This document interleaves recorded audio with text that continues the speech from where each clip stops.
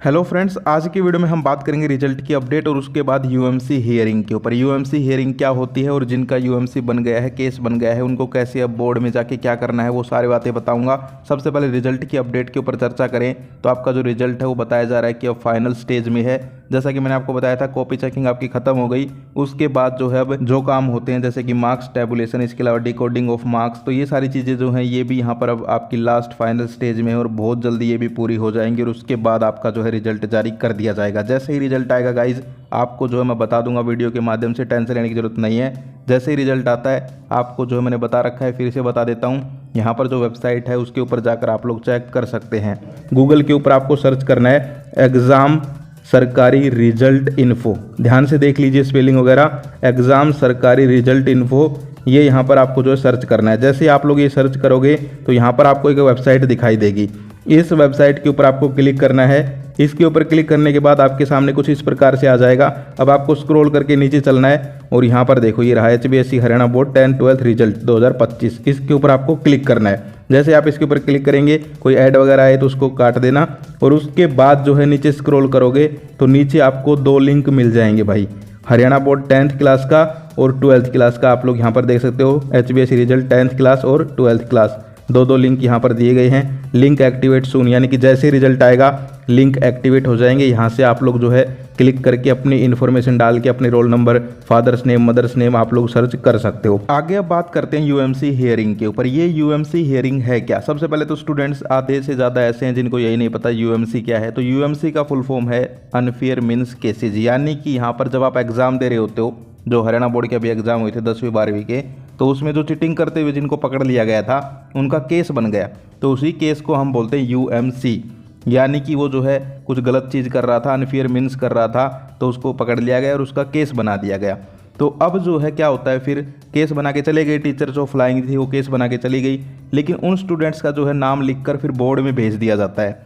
अब क्या हुआ है कि हरियाणा बोर्ड ने वो लिस्ट जारी की है जिन जिन स्टूडेंट्स की यूएमसी बनी थी, जिन स्टूडेंट्स का केस बना था। आप लोग यहाँ पर न्यूज़ भी देख सकते हो, 6 व 7 मई को शिक्षा बोर्ड मुख्यालय पर होगी यूएमसी केसों की सुनवाई, यानी कि जिनके भी केस बने थे उनकी सुनवाई होगी।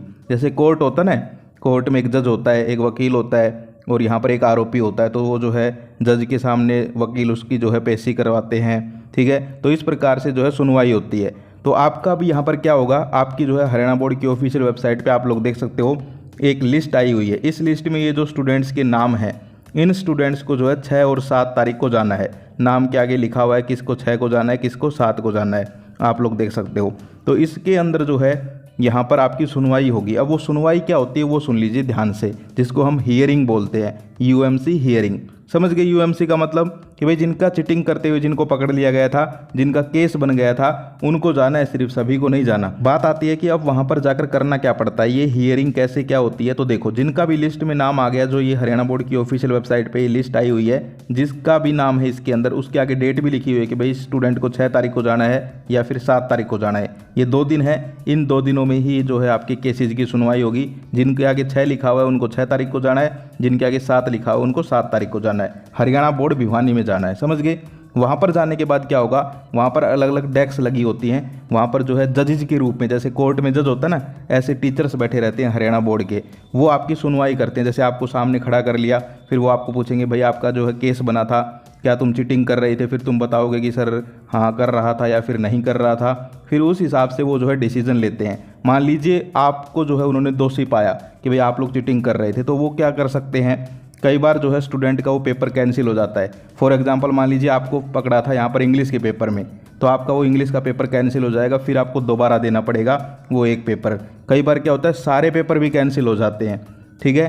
कई बार क्या होता है बेनिफिट ऑफ डाउट मिल जाता है। भाई ये ऐसी चीज़ है जो कि तुम्हें बचा सकती है। अब ध्यान से सुन लेना, जिनका भी यूएमसी केस बना है ध्यान से सुन लो। बेनिफिट ऑफ डाउट यानी कि कई स्टूडेंट क्या होते हैं, वो बोल देते हैं कि सर मैं नहीं कर रहा था चीटिंग, किसी ने पर्ची फेंक दी थी, फ्लाइंग आई, उसने मुझे पकड़ लिया। तो इस स्टूडेंट को जो है बेनिफिट ऑफ डाउट मिल जाएगा। यानी कि जो जज हैं, जो टीचर बैठे हुए हैं बोर्ड में, उनको अब पता ही नहीं है भाई इसकी पर्ची थी या किसकी थी, तो वो क्या कहते हैं कि भाई चलो ठीक है, इसको हम जो है पता नहीं कर पा रहे कि भाई ये दोषी है या नहीं, तो इसको बेनिफिट ऑफ डाउट दे दो। यानी कि इसको ये फ़ायदा दे दो डाउट का कि भाई इसके ऊपर डाउट है, पता नहीं है सच्चाई क्या है, कि भाई ये दोषी है या नहीं है, झूठ बोल रहा है, सच बोल रहा है, पता नहीं चल पा रहा। तो ये जो है बेनिफिट ऑफ डाउट मिल जाएगा, आपका वो पेपर चेक हो जाएगा और आपकी साल बच जाएगी। तो जितने भी स्टूडेंट है ये बोल सकते हैं भाई क्या दिक्कत है, उनको क्या पता कि यार तुम कर रहे थे या कोई और कर रहा था। समझ गए ना मैं क्या कहना चाहता हूँ। वैसे ये चीज़ें बताने की नहीं होती, लेकिन फिर भी मैं जो है तुम्हें अपना भाई बहन मानता हूँ, इसलिए बता रहा हूँ। तुम लोग जो है बेनिफिट ऑफ डाउट ले सकते हो, बता सकते हो कि सर, और कई बार ऐसा रियलिटी में भी होता है भाई, कई स्टूडेंट है बेचारे बेकसूर फंस जाते हैं, वो चीटिंग कर रहे भी नहीं होते, लेकिन फ्लाइंग को गलतफहमी हो जाती है, उसको पकड़ लेती है। तो कई ऐसे स्टूडेंट होते भी हैं, तो इसीलिए ये ऑप्शन है बेनिफिट ऑफ डाउट। आप बोल सकते हो कि सर वो पर्ची मेरी नहीं थी, किसी ने फेंक दी, या फिर मेरी डेस्क के नीचे लगी हुई थी, तो फिर जो है आपका वो साल बच जाती है, आपका केस जो है वहाँ पर ख़त्म हो जाता है। वरना अगर आप नहीं बच पाए, मान लीजिए आपका केस बन गया और आप ही दोषी निकले वहाँ पर, तो फिर आपके जो है एग्ज़ाम या फिर कैंसिल हो सकता है, 1 साल ख़राब हो जाती है कई बार। तो ये जो है यूएमसी हियरिंग का पंगा है यहाँ पर पूरा का पूरा, मैंने आपको समझा दिया है। टेंशन लेने की बिल्कुल ज़रूरत नहीं है, तुम्हें जो है कोई घबराने वाली बात नहीं है, कोई पकड़ के जेल में नहीं डालेगा कि भाई पुलिस केस थोड़ा ना बनाइए, ये तो वैसे ही है केस, इसको वैसे ही बोलते हैं। तो आपको टेंशन लेने की ज़रूरत नहीं है, बिल्कुल आराम से जाओ, जिनका भी केस बना है, ठीक है, 6 तारीख और 7 तारीख जिस भी दिन आपको जाना है बोर्ड में जल्दी चले जाना, सुबह जल्दी उठ के बस पकड़ के चले जाना, ठीक है। और उसके बाद जो है अपने केस में जाना ज़रूर है, लेकिन कहीं जाओगे ही नहीं तो फिर और दिक्कत हो जाएगी।